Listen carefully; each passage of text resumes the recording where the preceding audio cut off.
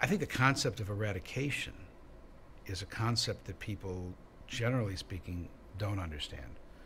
After we eradicated smallpox and I went to the University of Michigan as a professor, I commissioned a study, market opinion research, and we asked Americans how many people knew what smallpox was, what caused it, that it had been eradicated. And it won't surprise you to know that 8% of Americans knew that we had eradicated smallpox, which means 92% of us didn't know that. So probably, arguably, one of the most dramatic and important successes in the history of public health or medicine, and 92% of Americans didn't know that it had occurred.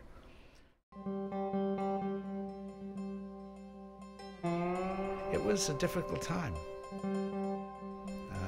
We worked in the middle of floods and famines and strikes on the railways and strikes of the airplanes and no ability to talk to the remote areas.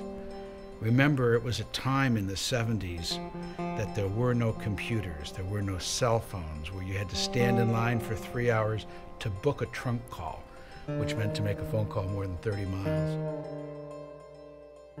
Smallpox cost the international community $150 million to eradicate.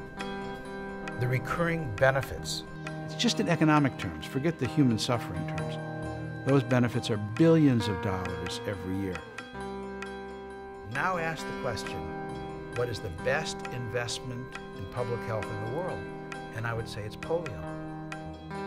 Global public health is at a crossroads. If all we eradicate in the history of our species is one disease, smallpox, it will be an aberration. It'll be an anecdote. But if we can eradicate polio, it will embolden us. If we fail, which I don't think we will, I think it'll have a deflationary effect on people's confidence in what we can do in global public health. That's why it's so important.